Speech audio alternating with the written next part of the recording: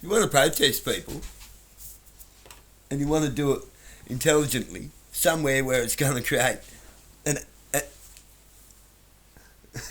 where it's going to create angst and the right kind of an issue to get the right kind of a result. Just watch this.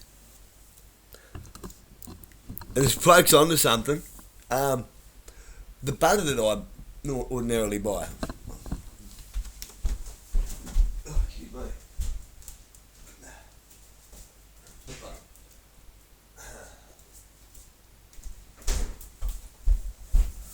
So I'm not really a big margarine man. Ow, stupid table. Ain't you putting that there? That actually hurt a bit. Oh, I'm not going to die.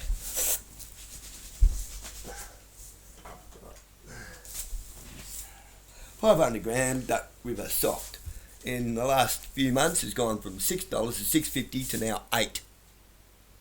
So it's gone up $2.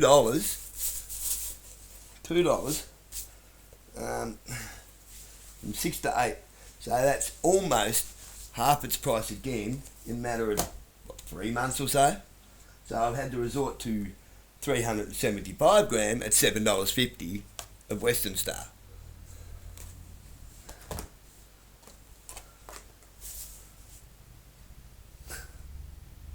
Right?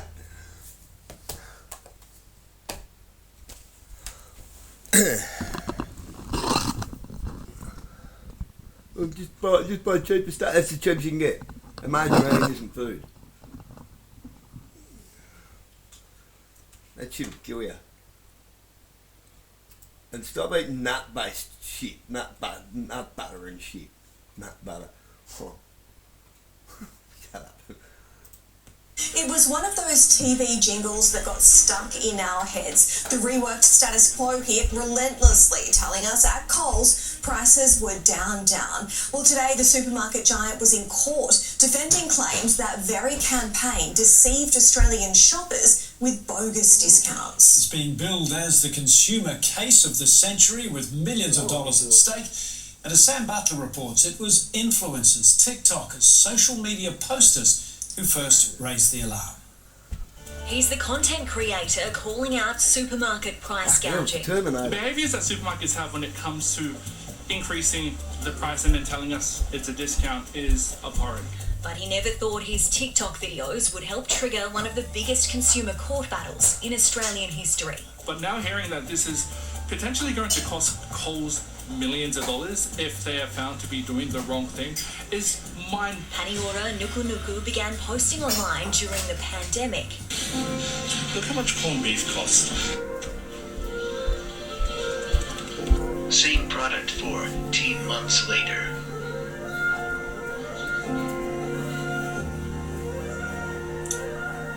So the main reason why I did that video around corned beef and that increase in an already expensive price tag for a staple item was to illustrate and showcase how far supermarkets are willing to go to try and, in my opinion, rip off Australians, rip off consumers. It was so posts that helped tip off Australia's consumer watchdog, the ACCC, which today began landmark legal action against Coles in the federal court, claiming shoppers were misled.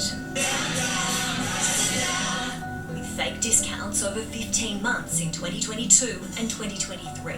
This is the consumer case of the century. Millions of consumers, hundreds of millions of dollars, all over Australia.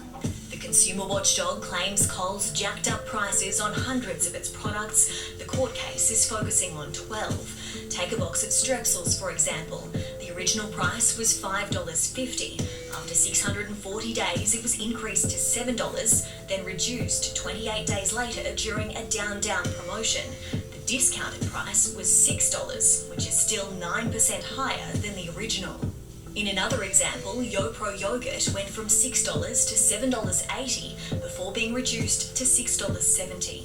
If proven, it's misleading, deceptive, unlawful, and very poor conduct indeed, given the huge number of people involved, rich and poor, knowledgeable and unknowledgeable, and unable to discern the truth.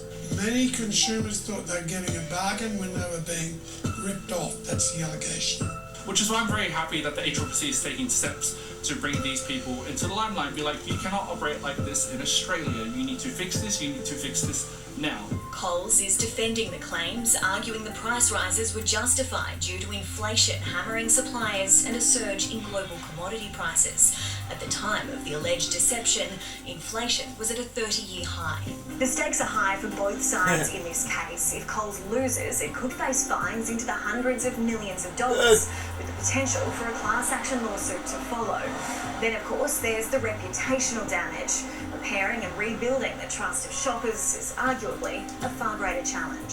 For the ACCC, a loss would not only be embarrassing, but also prompt serious questions about political interference, given the political firestorm surrounding supermarket price gouging in recent years. Undoubtedly, there will be heavy reputational damage to the ACCC for running such a high-profile, highly publicised case if there's nothing to it. There will be allegations of bending partly to politics, partly to public feeling. Either way, it's a test case which puts all businesses on notice. This case will set the rules for genuine discounts as opposed to fake discounts. Don't want to take a breath. How long the price must be up at a level before it's valid to claim as a discount offered. The legal battle will run for a fortnight. No one will be watching closer than Woolies, which has also been accused of price gouging. They should be able to read the room and go, oh wow, Australians are going through a lot right now. I would like to make profit, but I also don't want to be a monster. So let's try and figure out a way we can meet halfway. No, there's no meet halfway. Nah, sorry, mate. That story in itself's misleading. I used to be a night field manager at Woolworths. Yeah, I know night field isn't on the board of directors and setting prices. On price indexing and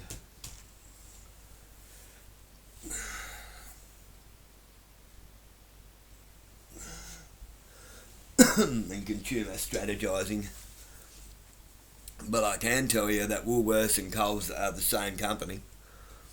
Oh yeah, it's all BlackRock.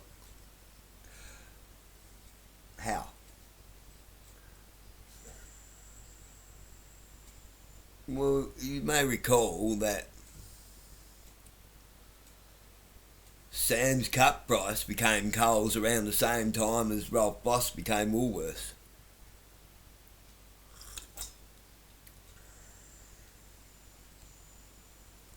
Ventures became Harris Scarfe.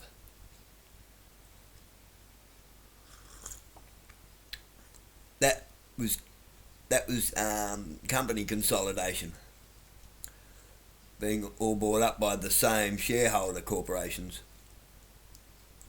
under Vanguard and BlackRock, Larry Fink, JP Morgan and all those sorts of people are involved in that. The banksters. I say get the fuck out of Australia. Now, here's the thing. Coles could be fined hundreds of millions of dollars. And where's that money going to go? Where's the $80 billion squandered by the housing sector? Where's the $16 billion squandered by the drug traffickers, the CFMEU? And the Painters and Dockers Union. Yeah, let's include the Painters and Dockers Union in with the CFMEU, shall we? The Wharfies, because they're the drug traffickers.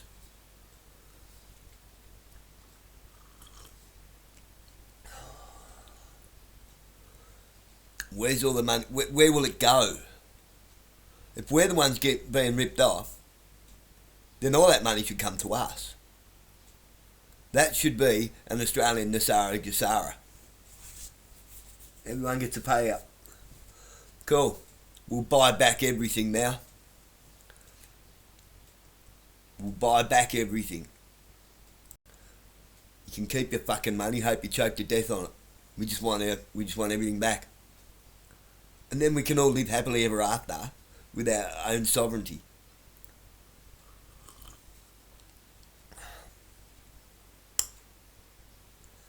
Which in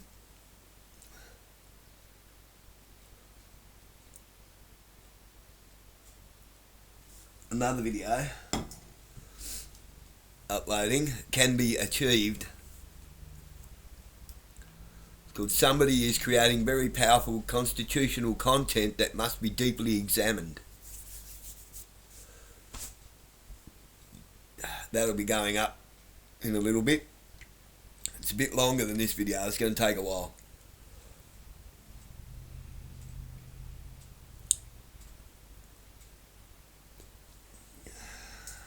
About section 24 and 128 of the Constitution on how we must be very careful on how we use it and how we allow it to be enacted. It can go either way for us. That is very treacherous territory if you don't understand it. Comprehend it. Have full literary comprehension of what they want us to understand.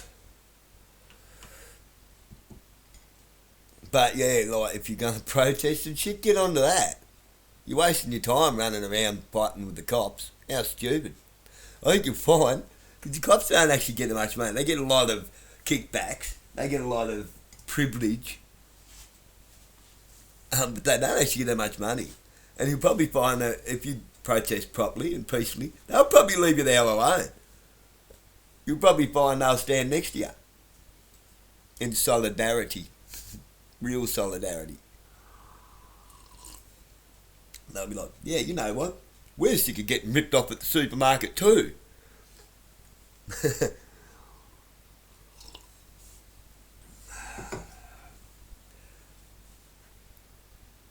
Not being able to have those extra little creature comforts of a decent ice cream for the kids. Instead, got to eat that horrible paint stripper shit.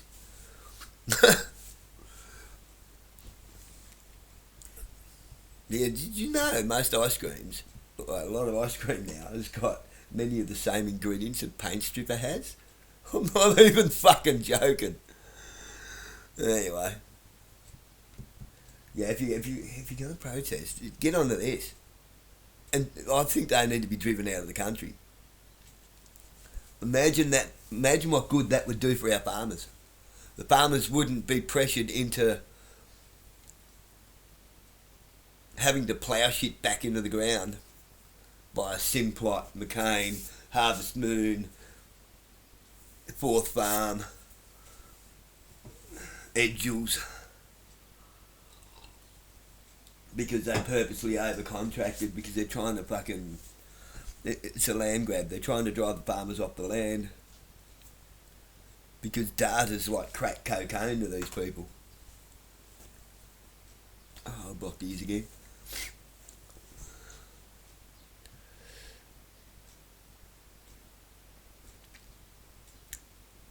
Yeah, that would do us a hell of a lot of good.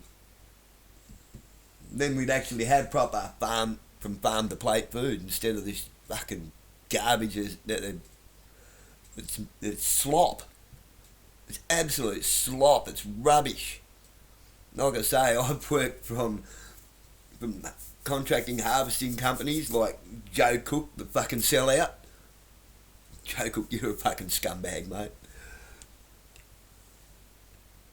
Providing work for foreigners at less rate than what you used to pay us when the workplace agreement contract came in and the 457 visa holders came in at about the same time. You fucked us all over. We built your company and then you fired us all and hired foreigners.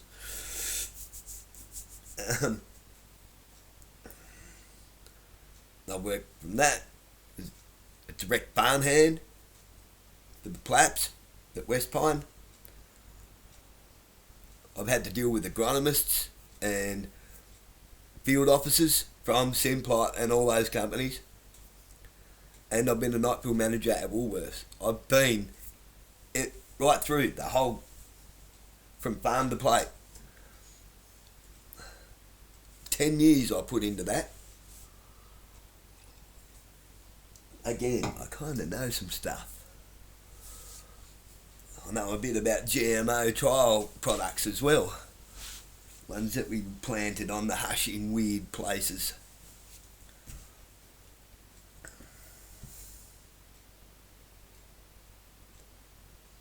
How seed is grown from products that will not cross-pollinate anymore because of genetic modification. Now see how they create seed for cabbage now. They have to fuck around cutting cabbages in weird shapes. Male, female. There's a male and female of everything. The male, female. A row of males, 2 rows of females. A row of males, 2 rows of females. One has to have the top cut off it, and the others have to be stabbed with a crisscross.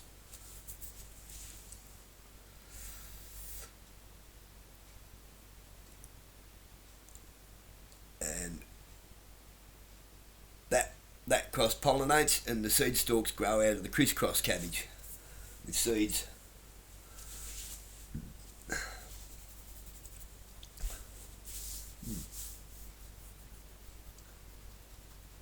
And if you don't do it right, you'll cost the company millions. And the farmer loses his contract.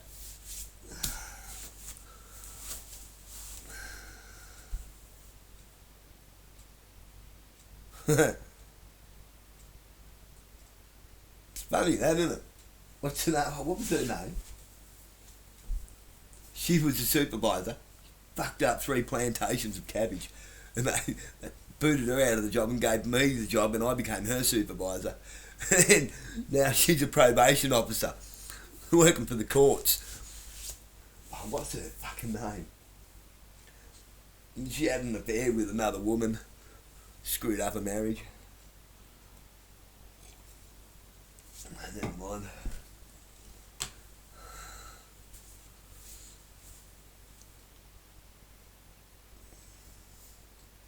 My daughter's right. I've lived a million lives. I don't tell stories. I have stories to tell.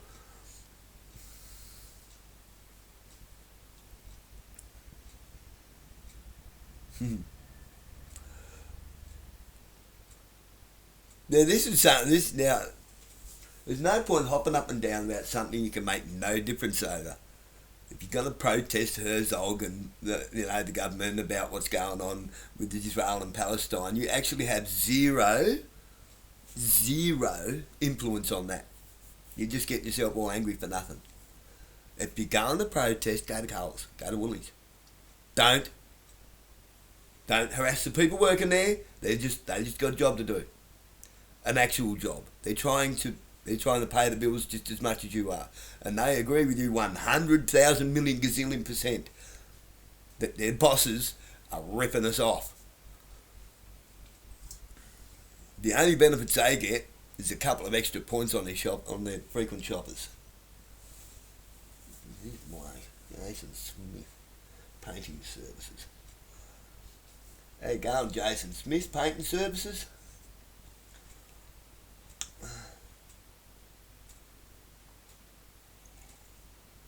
Lifestyle fella. Go on, fuck off. Alright guys.